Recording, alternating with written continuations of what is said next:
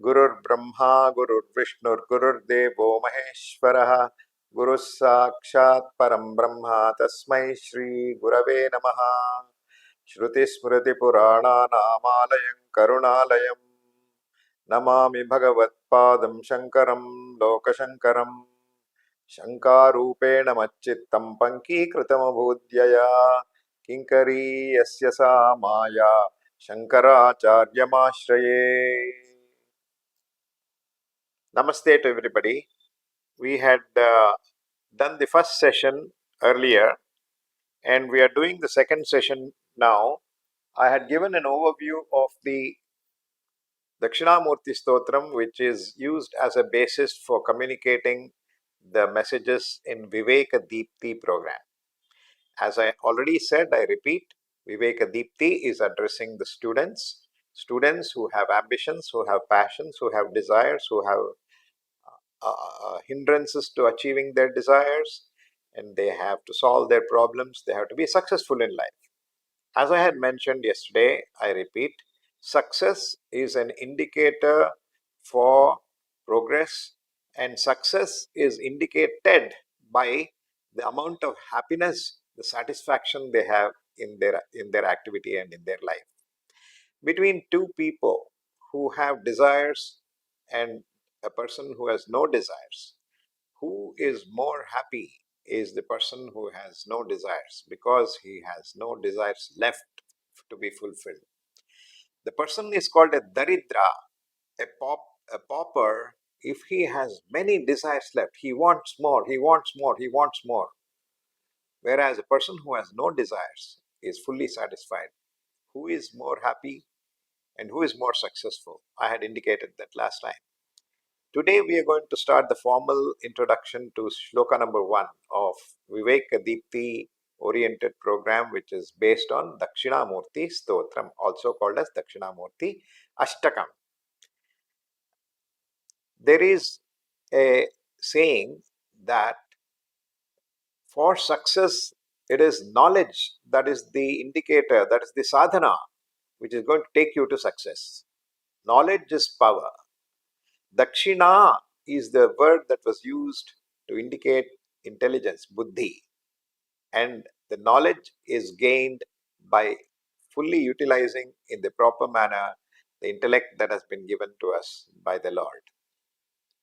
In the context of this, the shlokas of Dakshinamurti Stotram are actually answers to some questions by the Shishya, by the student. The questions are not explicit in the shloka themselves. But let's look at what is it that is being used as the basis for the shloka, and that basis is the question of the student. Yesterday I had told you that when an object appears outside, it has to appear in the mind first and then it is projected outside. It is true of Jagrat, the waking state, as well as this dream state. So the question from the student, that is the basis for answering, basis for which the answer is the shloka is the appearance of objects that are appearing outside having their own appearance. Thus, there is a term used called shine of objects. Shine means nothing else but it appears. Is it something of their own, or is it borrowed from somewhere else, the shine of objects? What is it that is the nature of this observer who is observing everything in the world? What is it that is happiness? How does happiness get experienced? Under what conditions will happiness increase? What are all the impediments for achieving success and getting happiness? And this is for our daily life. Every youth has got ambitions. The ambitions are always oriented towards one important purpose: increase happiness, decrease sorrow. While doing so, I had mentioned yesterday that the happiness that you want to seek is to be of the highest order. There should be no happiness, something that is outside of this, which is higher than this. If that is the case, I would like to have that happiness. And it cannot just have a short term duration. It has to be enduring. It has to be long term. What is the limit of that? I should be always happy. So everybody wants to have a single objective in life, which is also an indicator of success. I want to be happy. I want to have the happiness of the highest order, and that happiness should not end. It should last forever. If you had looked at the objects that are there in the external world, are there any objects of that type at all? The wise people say no. Every object that is given is spoken about as the generator for happiness, Ananda Janaka, is coupled with sorrow. It is also limited, and it is also something that is an object of experience. It is not something that is my own self. It depends on an object outside. What Viveka Deepthi had said earlier is that no, my dear student, the object of happiness that you look for outside is not the source of happiness. The source of happiness is inside you. He goes on to clarify, it is not just inside me, but it is you. Your nature is happiness. Today we are going to talk about the existence. I told you about the question that the Shishya had asked. Is the shine of objects, is the appearance of objects that of its own, or is the existence and shine borrowed from somewhere else? What is it that I had said about the nature of existence and nature of shine?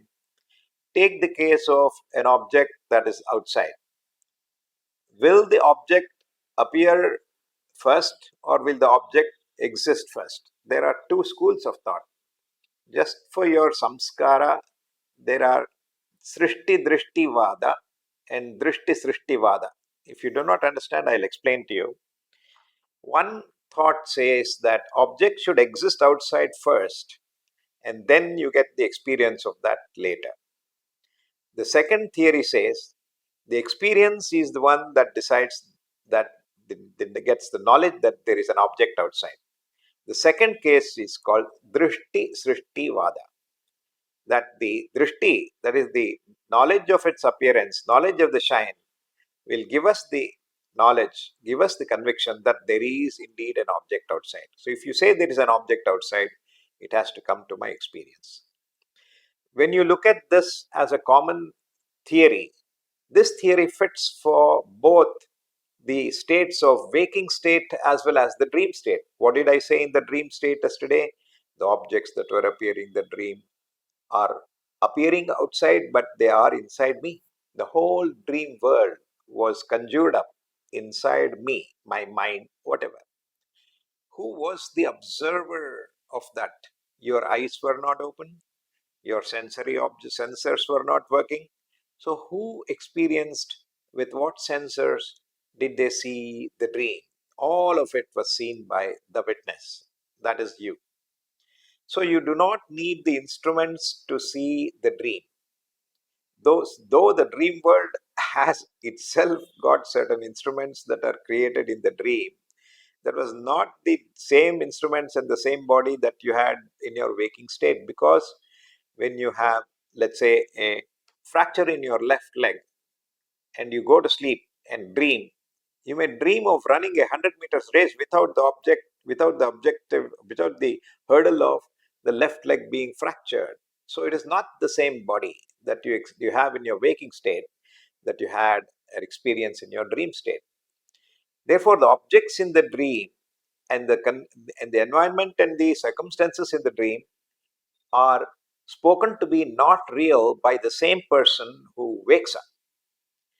What Viveka Deepthi says is Jagrat, that is the waking state, is also like that. It is like a long dream.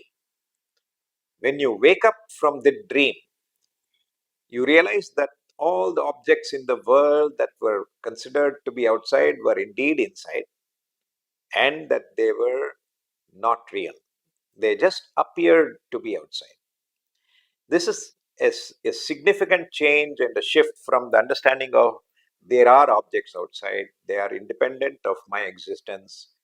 That has changed to the objects that are there in the dream, as I had said, are depending on my existence. The objects of existence in the dream are based on my existence. They are appearing because I have the consciousness that is illuminating them. Illuminating does not mean a physical light. It's like light. Let me clarify about light for a moment before I continue. When you say I have seen an object, the object is illuminated by an external physical light. But when you talk about an abstract thing like, let's say, I want to know about something, what will you tell your friend? Enlighten me about something. What do you mean by enlighten? Get me the knowledge of that. That is what is called light here. That by which you know things is called light. It's a metaphorical description. So, if you take a look at an object that is there, which are appearing, is the appearance of the object of its own. If an object has to appear, what should it have? It has to throw some light that is coming from the object into my eye. If the object itself does not have a light of its own, how is it able to be recognized? You have to have another external light that is falling on that. When you're talking about light as knowledge here, then what is that knowledge which falls on that object, which gets into your sensory sensors and then recognized as an object? That source of light is nothing but your own self. That is given a name. Give it a name. Chaitanya, Chit, whatever that is. So it is your Chaitanya which is the basis for an object appearing and appearing outside. And all of that is conjured up in the mind. While we are saying that, Viveka Deepthi uses certain expressions that use illustrations. Illustrations mean what? By having an example that you have already seen, you have no doubt about it. It is called Drishtanta. That means you have already seen it. Both of us who are talking, teacher and the pupil, have no doubts about it. There is no arguments about it. Using such examples, illustrations, they drive home the point about the objective that is to be communicated. One of the examples is that of the look of the image of an object in a mirror. You have a mirror, a clean mirror, a plain mirror. There is no dirt on the mirror. You hang the mirror on the wall, a brick wall. You stand in front of the mirror. You see yourself as an image inside the mirror, through the mirror. Where is the image of yourself? It is inside the brick wall. Though it appears inside the brick wall, you are absolutely clear that I cannot be inside the brick wall, 2 feet inside the brick wall. Therefore, though it appears as yourself in the mirror, it is untrue. The mirror shows your image as clear as the mirror itself. If the mirror has got dirt, the image is appearing dirty. As you clean the mirror, as you clean the mirror to the fullest extent, the image is as good as the original. Sometimes when the image is as good as the original, you sometimes cannot distinguish between the original and the image. In this case, what you see as the world is a reflection of the entire objects, like in a dream, in your Atma Swarupa, your own self, your true nature of knowledge, consciousness. This is what is the world. The world is like a dream. The world is like a image in the mirror. Both are examples given in the first shloka. Going back to the example of a mirror, the city that appears in the mirror is behind the mirror, and the city that is really there is in front of the mirror. While you see the reflection, you know that there is no mirror behind the mirror. There is no city behind the mirror. Similarly, when you look at yourself inside the mirror, when somebody looks at yourself, at your image, they know that the mirror that is showing the reflection is not you. This other example that is given is that of a dream. I have already told you that dream is inside the mind of the person who is dreaming, the dreamer. Who is the entity that is watching the dream? There are no sensors, There are no eyes that are working. There are no ears that are working. Therefore, it is called that consciousness, that witness that is always watching everything that is happening, whether it is in waking state or in your dream state. And that is common between the two states called waking state and the dream state. And that is your nature. They continue to say that the same nature of yourself exists and continue to exist without a lapse, even in the deep sleep state. What is a deep sleep state? Deep sleep state is that state where you are sleeping without dreams. No mental activity is visible at that time. And when you wake up, you say you are indeed, you have indeed slept in a happy state. The sleep that you had in dream was not as happy was as the dream, as the sleep or the happiness you had in your deep sleep state. That is why even those who are struggling, suffering, whatever kind of things in the waking state, when they go to the deep sleep state, all of that is quieted. If you have a pain in your leg, if you have a worry that you are running in your mind, all of that is tranquil in deep sleep state. Therefore, there is an expression of happiness. I slept happily, but I didn't see anything. I didn't see anything else. That is the expression. So, what is it that is there as an expression of objects appearing? I'd like to give another example of the moonlight. How does the moon appear? If you go outside on the night of a full moon day, you see bright, soft, bright moonlight. But does the moon have light of its own in order to show it to the ground on the earth? Everybody knows that the moon doesn't have a light of its own.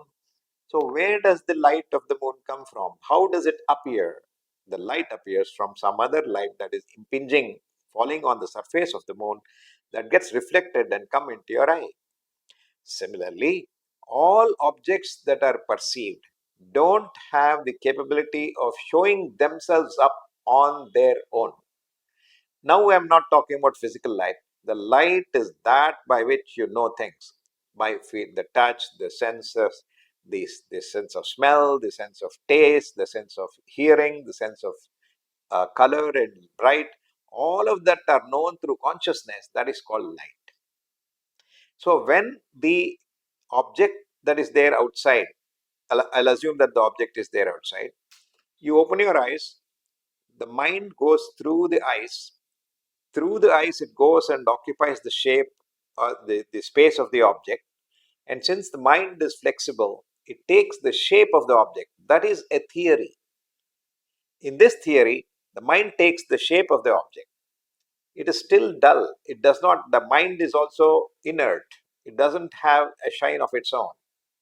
So the consciousness, it shines on on the mind that has taken the shape of the object. Therefore, you get the knowledge up as if you're getting the knowledge of the object that is taken, the mind that has taken the shape of the object, which is illuminated by this the Chaitanya, is now called experience. So where does the experience come from? Where does the light of the experience come from? It comes from the Atma Swarupa. It comes from the soul.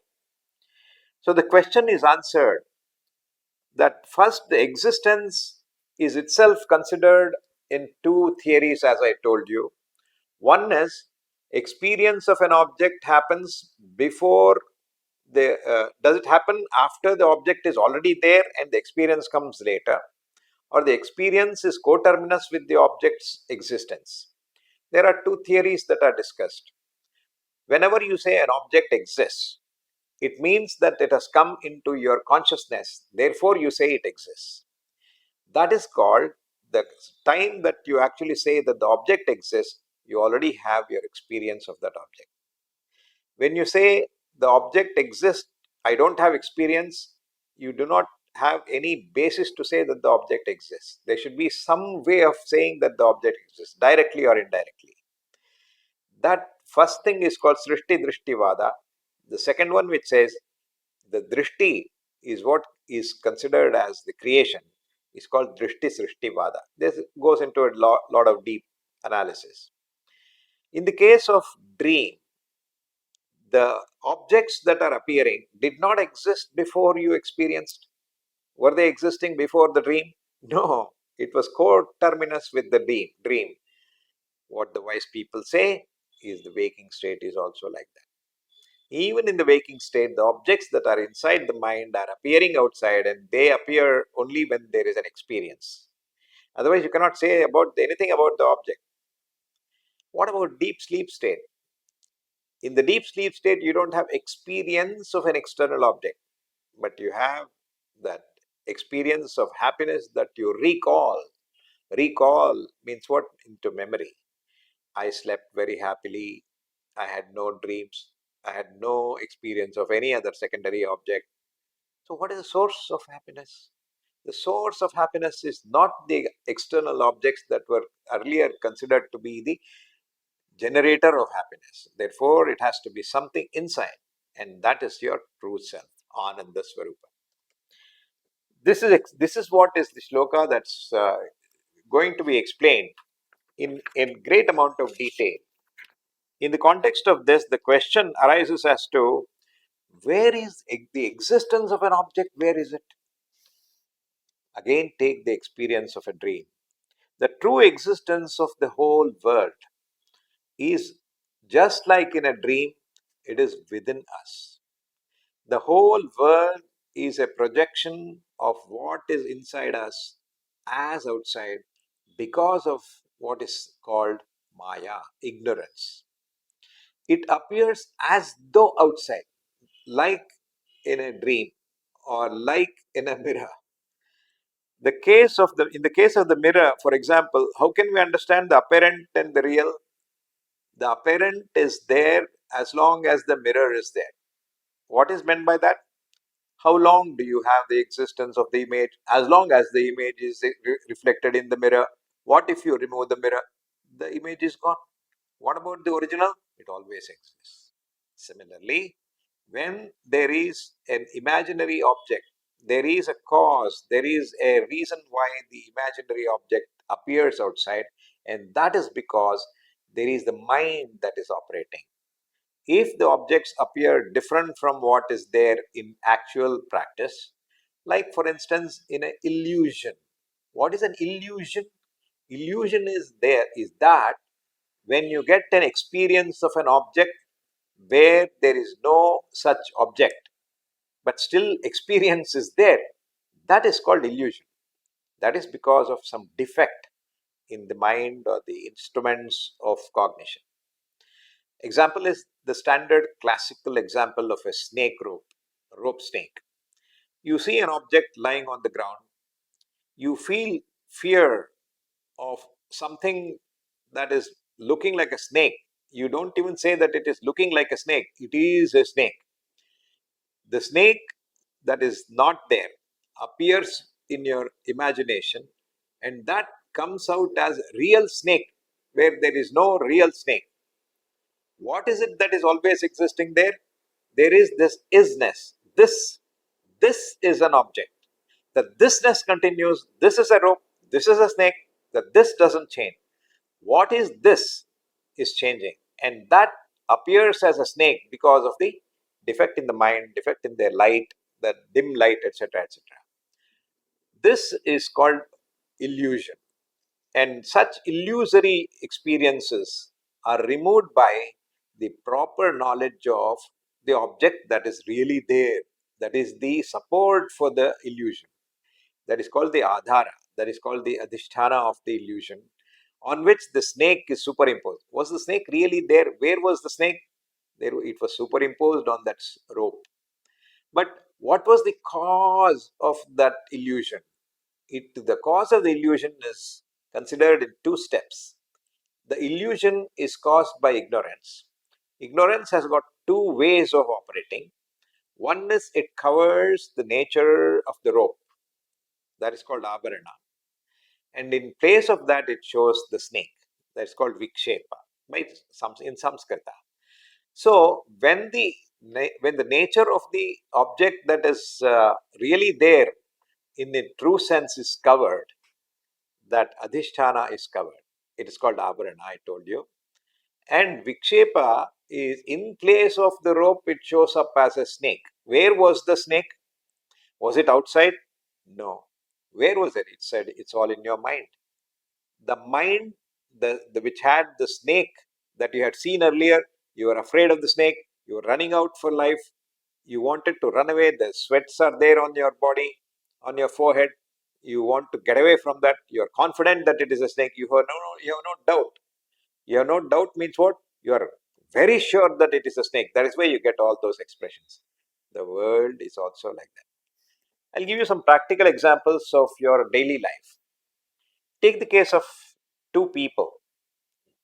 I'm talking about something that is there as an everyday life. Many examples are there. I'll just take one. Jealousy.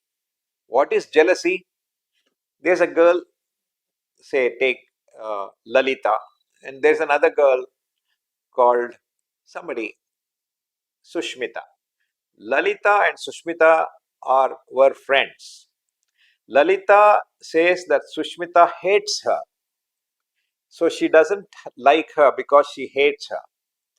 What is the true nature of jealousy? If you analyze, you will not fight. You will not go and then say that's a negative reaction. It is necessarily an admiration. If you look at it from that perspective, Sushmita hates Lalita, has jealousy for Lalita because Lalita's uh, uh, achievements are considered to be high in comparison with what Sushmita already has. She wishes to have that experience, that uh, object, and she doesn't have it, she has it. So she has a greater kind of uh, uh, expression saying that you are better than me in terms of what you have achieved and what I have not achieved. Is that not something like an appreciation? So, what Lalita should do is to go and hug Sushmita, saying, if you are jealous of me, I hug you because thank you, because you are considering me as greater than you. Now, the point here is that the objects that are there outside are appearing as negative or positive based on the way you are thinking. But if you look at it from a proper perspective, if you look at it from the roots of what is the cause of all the negative expressions go into equilibrium. Similarly, in the case of anger, students, why is a teacher angry at you? He doesn't like me. That's what the student says. I hate my teacher because he scolds me. He's so much showing anger at me. What is the true way in which you have to analyze that situation? A teacher wants to scold or abuse, not abuse, to reprimand a child in order to make the student more successful, more knowledgeable, remove his ignorance, control his concentration, ask him to concentrate on the subject. And therefore, is he not good for the student? When a person abuses, when a student is shouted upon by the teacher, the student should be thankful for the teacher for giving his attention to the student. If you look at it from that perspective, the anger that is shown by any person towards a second person changes to that of making the other person grow better, more careful, doing less mistakes, more successful. That is what is the way in which anger comes. If a mother is angry at the child, it is because she wants the child to be better. That is why even a guru, when a guru reprimands a student, earlier in the day, there is something called shiksha. Shiksha has got two meanings. One is education, the other is reprimanding. Shiksha. This is something that is coming out of sheer love. As I told you, who is a guru? Guru is a person who knows all the things that are necessary to be communicated and educated upon to the student. Not only that, he has a deep sense of love, and dedication, has got a sense of duty, always wanting to improve the student. Throughout the day, he works towards that objective.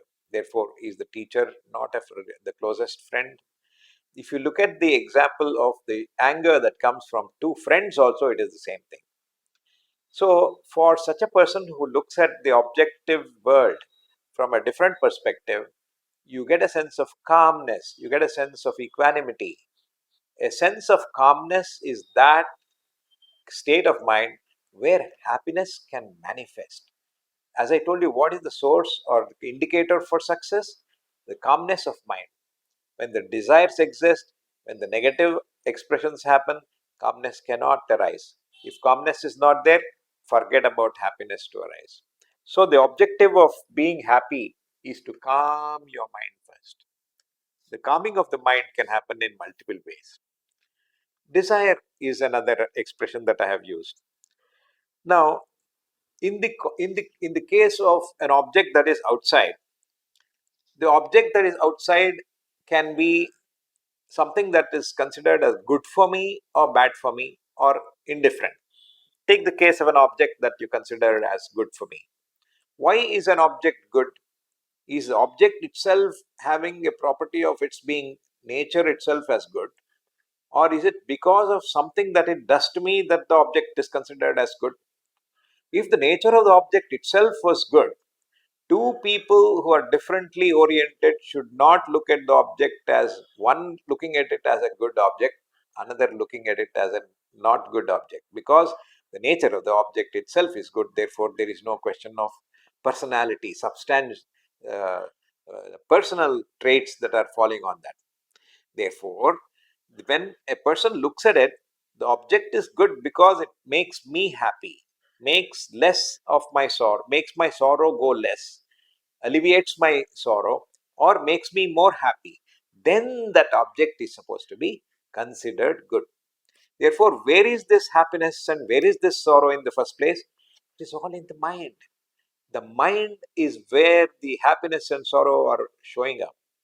And when the object outside is considered as good or bad, it is the expression of happiness or the absence or reduction or increase of the happiness that is projected outside as the good object and bad object. And the reason why you have an expression called good object or bad object comes from what is called your previous, what do you call, memory, previous samskaras, tendencies. You have seen an object elsewhere. Take an example of a jamun. I have seen jamun, I have tasted jamun, it has given me some sukha. Next time I even look at it, I feel happy about it because I'm going to get that. That object is good for me because it had tasted good for me, it made me happy. Now, the same situation on another occasion when you are having diabetes, when you are having fever, the tongue does not have a taste. When you have loss of taste on your tongue, anything that you taste will be bitter. At that time, my friend comes and says, Simhaji, take one jamun. I put the jamun on my tongue and it tastes bitter. Why? Because it is not the jamun that has changed. It is my sensory thing on the tongue or my mental state that has changed. The object has not changed. So, what is it that you thought as good and bad? It is what is projected in the mind. What is there in the mind that is projected outside? The whole world of experiences, as I say, is a projection of what is really inside, which is the world projected as if it is appearing outside. Now, uh, when we talk about the experiences of in education, let's take education. What is this first shloka talking about? The topic of the first shloka of Dakshinamurty is that the true nature of the Guru is myself. Now, I'm going to illustrate that with certain logical frameworks. Let's take the case of education. What does the teacher give? Knowledge. Knowledge is what? Knowledge is that which removes something from my intelligence, from the brain, where ignorance is removed or absence of information is filled with that information. All of these things are given by the teacher. Where is the ignorance? The locus or the place of ignorance is inside me. Consider that as inside my head for the moment, barely looking at what the world says. The intelligence or ignorance is inside me. Call it in the mind or intellect or whatever that is. If somebody has to change the state of my mind, they have to operate on the mind. If they have to operate on the mind, they have to be virtually reaching out which means their presence is felt at the place where they are making a change. I'll give you an example of a robotic surgery. In the case of robotic surgery, a doctor is sitting thousands of miles away, and there's a robot that is connected to the body of a patient sitting thousands of miles away.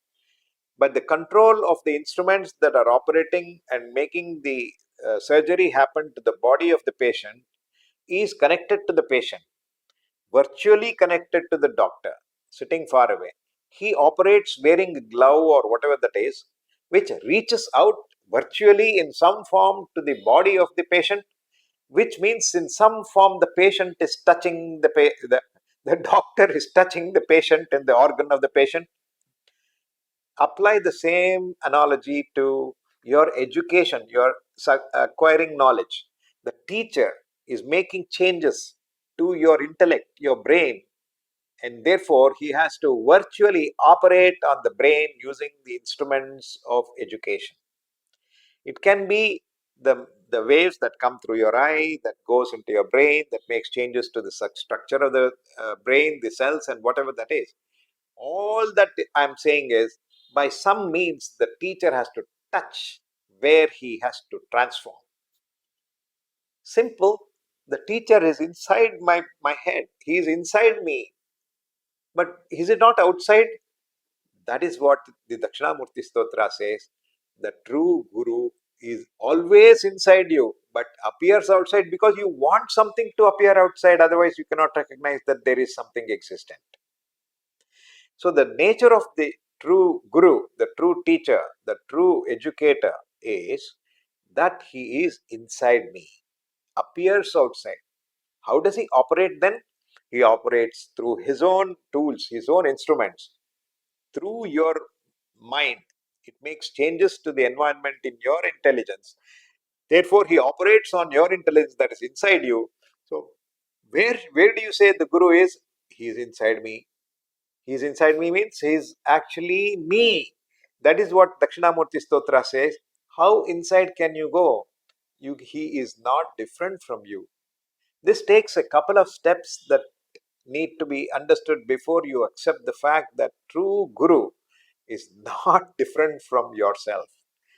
And it goes on to say that if you want to say that the world was created by somebody, if you accept something as the creator of the creator of the world is given a name: God, Lord, Ishvara, give any name. In the case of the dream, who created the world? Can you answer that question? Who created the dream in your dream world? Yeah, you created the dream. So you are the Lord of your dreams. You created the world. The world of your dreams came into existence only upon your creation, and it is all inside you. And I did tell you that once you realize the true nature of yourself, even the so-called long dream of waking state, you will wake up from that dream to realize that all of the world so-called appearing outside, they were really not real, and they appeared to be real. They appeared to be outside, but they are all inside me. And as the owner, the creator of the dream world, you are indeed the creator of this external world also. It takes a while to understand that in order to sink in that particular type of information and to get conviction, for which you have lot of what are called means of valid knowledge. They are also given as methods of knowledge, pramanas. One of them, which is there to show something that is extra sensory, which is not amenable to logic, is one is called the scriptures, that is there from time immemorial. It was never like started at any point in time. The scriptures, we use them as the Vedas, they were not written by anyone, they always existed. That is why they are infallible. They are infallible because they were not created by a human mind. A human mind can have defects. There are 3 or 4 defects that can come: mistaking, wrong knowledge, cantankerously wanting to say wrong things about the object. They are all problems that are there in a human mind. The scriptures don't have any of these problems. Therefore, they are true means of knowledge. And their domain is very specific. Whatever you can understand by your intelligence, your sensors, and all that is not the mean or not the domain of what the scriptures say. They tell you what you cannot. Therefore, there is no way in which you can refute them also. Therefore, what the scriptures say, that is what I was coming to, is there is no real difference between that guru. That Dakshinamurti is the name or a symbol that is given to the guru. That's Dakshinamurti, your own consciousness, and the objects that are appearing as the world. And all of these things are one and the same. Why is it one and the same? This is because that Lord who created the dream, the dreamer who saw the dream, and everything that was there inside you is no different from you. So Ishvara is the name given to the Lord. The Dakshinamurti is the name given to the Guru. And me. Who is this me?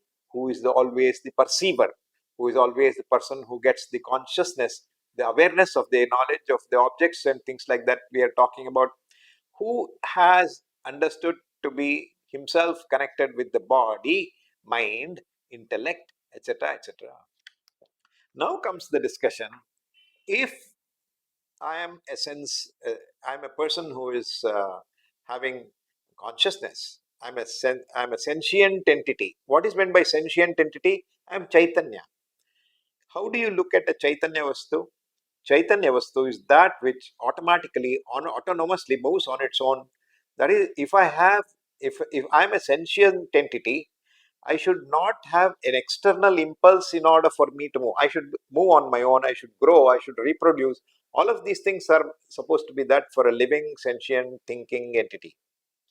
So, if I look at the body, if I want to go from here to there, let's take this case, move my right hand to my right.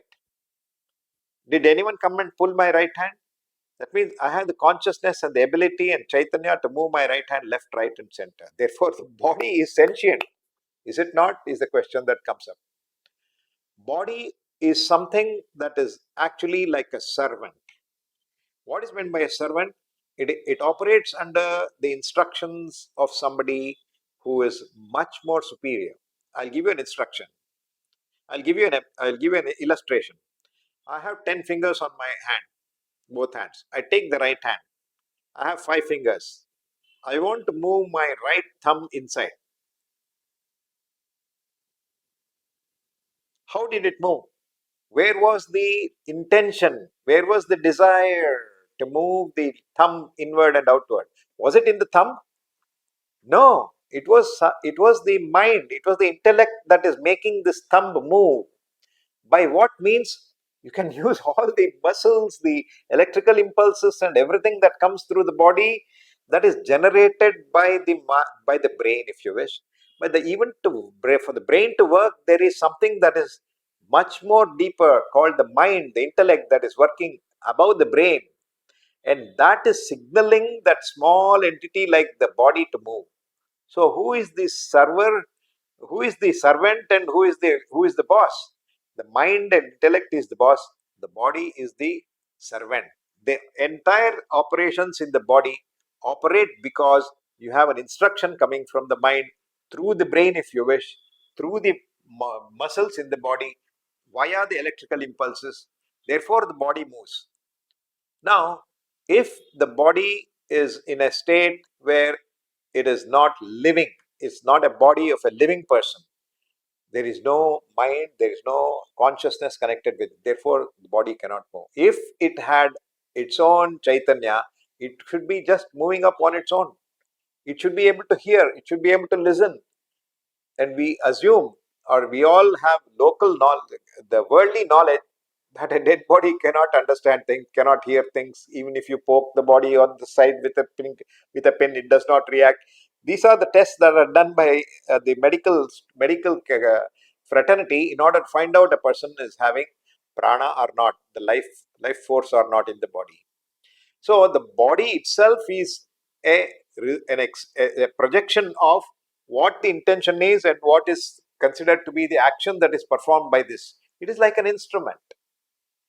Now, take the case of the mind. The mind, is it not sentient? The mind is considered sentient because I am a thinking person. I likes, I have dislikes. The stone cannot have likes and dislikes, is it not? That is a true question that comes up. What the Viveka Deepthi and the Upanishads and the Dakshina Murti Stotram says is that all of these things that are considered to be sentient are really not sentient. It is actually a reflection of the sentience. The sentience that is there in your own self is reflected in that object. Therefore, they appear to be sentient. They appeared to be sentient, like the moon appeared to be having its own light. It was made Chaitani Krita. It is made as if it has a light of its own. Therefore, the body, the life force, the mind, the intellect, all of these things are made to look sentient because of the proximity of this so-called conscious entity, that is the Chaitanya Swarupa. Therefore, we say that there is no sentience on its own to objects in the world. There is no existence which are independent of my own existence for objects in the world. There is no appearance and shine that is there for objects in the world. They all derive its existence, shine, and happiness from my source, from me. And therefore, what is me? What is me? Who am I? That question comes up. It's taken up in shloka number 6, 7, and all of those things. It says, when you answer the question, who am I? There's a long, detailed discussion that I'll take up in the shlokas when it comes to fifth shloka and sixth shloka. And therefore, it says, the easy way of looking at that answer is, I am that which is a undercurrent that is passing through all these so-called changing phases, but I'm still saying I am, I continue to be. And that is what is called reflection of what I am truly. If you say, I was a boy of 4-year-old, there's a picture taken of my 4-year-old state. I'm now 70. You take a picture of my 70-year-old state, the skin is wrinkled, everything, the body has completely changed. It is not the same, and it's not having the same kind of properties like the hair and other things. But you say, I still am the same. What is that sameness? Where is it coming from? Means it is not in the body. You leave the state of the 4-year-old, you leave the state of the 70-year-old. There is something that is undercurrent behind all this that is not changing is called I. Remember what I said? That which is not changing is called I. That is the true I. If I change my kurta today and tomorrow I wear a white kurta, tomorrow I wear a saffron kurta, I'm not changing. Therefore, what is unchanging is I. Extend this argument to time beyond a day. Now, when I'm dreaming, when I'm in a waking state, when I'm in the deep sleep state, I'm the one who is constantly aware of all these experiences. I'm not permanently a dreamer. I'm not permanently in a waking state. I'm not permanently in a deep sleep state. So these so-called states, I am the one who is the witness to all these states. That is me. That is one illustration.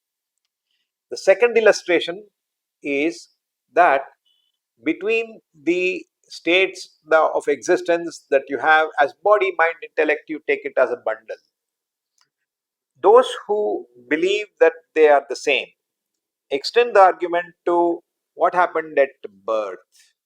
What happened at the date, on the date of birth, the time of birth? What happened? You came into existence. You came into existence after the date of birth, she says. What do you mean by came into existence? I was not there before. I came into existence. So I ask you, was your mother not going to the prenatal checkup and doctor for 9 months before the date of birth? Yes. What for? For whom? It was for you. Were you existing before that date of birth? Or were you not existing before your date of birth, the time of birth, the minute of birth, the second of birth? Yeah, you existed. So you were not anything that like created afresh at the time of birth. You were separated from your mother's body. I'll give you another instance. What is creation? Let us understand creation for a moment. How much time do you have?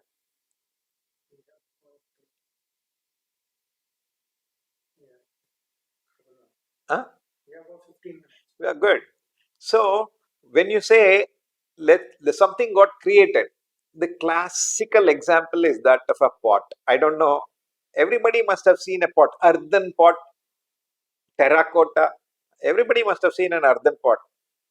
Otherwise, you imagine there is an earthen pot. There is a potter. A potter has the necessary skills, the intelligence to make a pot. He knows how to make a pot. What does he use to make a pot? He uses the mud, the clay. He uses the clay to make a pot. I'll call a potter, he comes empty handed, and I'll give him a lump of clay. Will he make a pot? No. He says, wait, I'll bring my instruments. When an instrument and all are coming, that the potter's wheel, the water, then everything, he makes something called a pot. Now, answer my question. What was there earlier? What was something new that came after the potter made a pot? Pot. The pot was not there. The pot came into being. That is where the question is. Did the potter create even one grain of sand? One grain of sand did he create that was not there earlier? No. What did he create? What got newly created? What got newly created? She says the shape of the pot. What was earlier there? The clay, the mud. What was there after the pot? The mud. Therefore, mud did not get created. What got newly created is not material. It is called the shape. So, if I move some objects here and there, it means it is creation, is it? That is what is creation. Therefore, when you say a shape got created because of the shape has changed from the mud ball to a shape of a pot, it is the appearance that got changed. Therefore, no material got created. Therefore, when you say something got created, some shape changed, that's all. Everything that existed is always existence. Where is it that you can trace this existence of all objects to, that I said in the earlier part? All objects exist because it depends on my existence. Therefore, if existence is the root cause of everything, then I am that existence. Based on my existence, everything has borrowed its existence, and therefore existence continues without changing. Existence is also infinite to the minus infinity to plus infinity of time. Anything that changed has to exist in some form before that. What we say is that nature of oneself, which is not different from Dakshinamurti, not different from the Guru, and not different from the Lord, is that under which all universes are coming into being as being sustained, and they get dissolved, they get back into its own form like Laya, back into the Lord's form. All of these three are not different from my own nature, true nature of the self. This is the first stanza that says the true nature of Guru and Atman is the same, and that the whole world appears outside, though it is conjured up in the mind, and the person who conjures up is the Ishvara. If I am the one who created the dream world, I am the one under whom the whole world appears. You are the Lord of that dream world. So, if you realize that you are indeed the person who is responsible for conjuring up the external world in your waking state, you are no different from that Lord.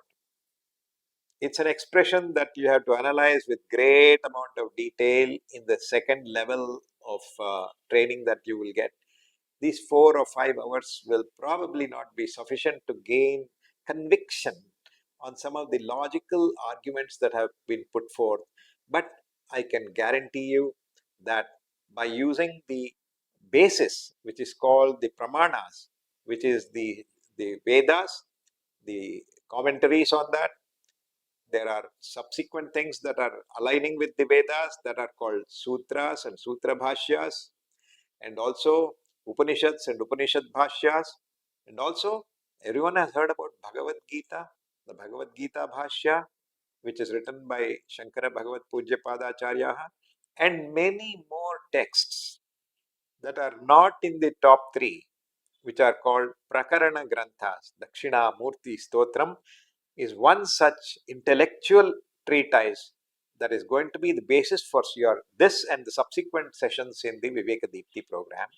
And as I covered the first shloka, it is going to dovetail into the second shloka that says that the Guru, Dakshinamurty, is the creator of the entire universe. And how that is going to be, we will see in the next session. Yatkritam yatkarishyami tatsarvam namaya kritam tvaya kritam tu phalabhuk tvameva madhusudana. So let's chant the shloka number 1 and shloka number 2. Vishwam darpana drishyamana nagari tulyam nijantargatam पश्यन्नात्मनि मायया बहिरिवोद्भूतं यथा निद्रया यः साक्षात् कुरुते प्रबोधसमये स्वात्मानमेवाद्वयम् तस्मै श्रीगुरुमूर्तये नम इदं श्रीदक्षिणामूर्तये.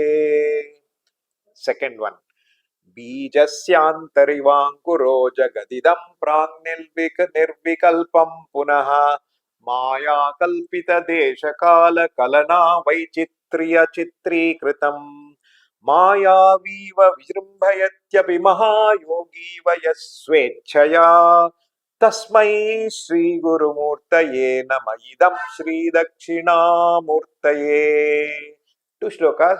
In the second shloka, in the next session, we will delineate how we can get a conviction that myself, my Swarupa, my own nature, and the Guru is indeed the creator of the so-called universe that is appearing outside. Namaste. Hari Om Tat Sat.